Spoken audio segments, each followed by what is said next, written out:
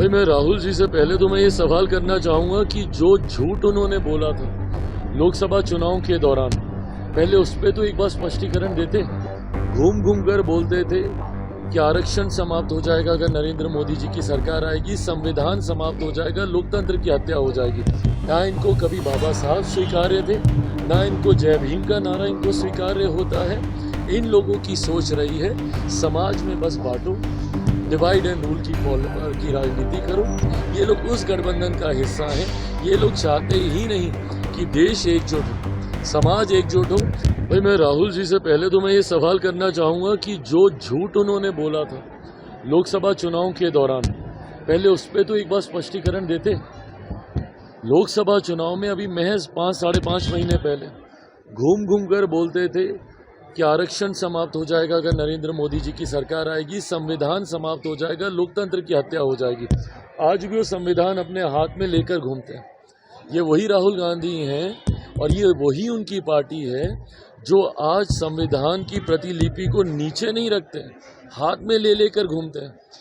पर उसी संविधान के निर्माता डॉक्टर बाबा साहेब भीमराव अंबेडकर जी को इन लोगों ने, इनकी पार्टी ने, इनकी सरकार ने लंबे समय तक एक्नॉलेज तक करना ज़रूरी नहीं समझा।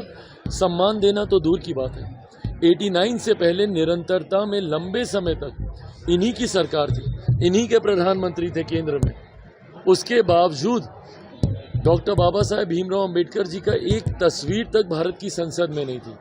आज जिस संविधान की इनको चिंता इतनी ज़्यादा हो रही है, इन लोगों ने उस वक्त बाबा साहब को अपमानित करने में कोई कसर नहीं छोड़ी थी। और तो और उनको हराने के लिए इनकी पार्टी के नेताओं के द्वारा षड्यंत्र रचा जाता था जब बाबा साहेब जीवित थे। और आज इन लोगों को चिंता हो रही है। ये वही लोग हैं जो कि संविधान की प्रतिलिपि आज जब दिखाते हैं, पूछिए इस संविधान की हत्या सही मायनों में सन 75 में किसके द्वारा की गई थी? इन्हीं की पार्टी थी ना, इन्हीं के प्रधानमंत्री थे। उस वक्त आपातकाल लगाकर सही मायनों में अगर देश में कभी लोकतंत्र की हत्या की गई, संविधान को अगर कभी खत्म किया गया तो सन 75 में आपातकाल लगाकर किया गया।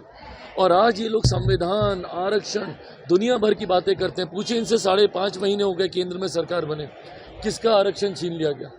कहाँ का संविधान खत्म कर दिया गया? कौन सी लोकतंत्र की हत्या कर दी गई? हकीकत है राहुल जी, उनकी पार्टी पूर्णतः दलित विरोधी है। ना इनको कभी बाबा साहब स्वीकार्य थे, ना इनको जय भीम का नारा इनको स्वीकार्य होता है।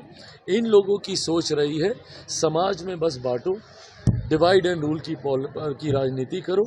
आज जब मेरे प्रधानमंत्री कहते हैं कि एक हैं तो सेफ हैं, इन लोगों को उसी बात से परहेज है, क्योंकि ये लोग ऐसे गठबंधन का हिस्सा है जहाँ पे जातीयता के आधार पर गठबंधन बनाए जाते हैं, सांप्रदायिकता के आधार पर गठबंधन बनाए जाते हैं, MY समीकरण बनाए जाते हैं। ये लोग उस गठबंधन का हिस्सा हैं। ये लोग चाहते ही नहीं कि देश एकजुट हो, समाज एकजुट हो, राज्य एकजुट हो। सिर्फ बांटने की सोच इनकी रही है और उसी सोच को साधने का प्रयास ये लोग हमेशा करते हैं।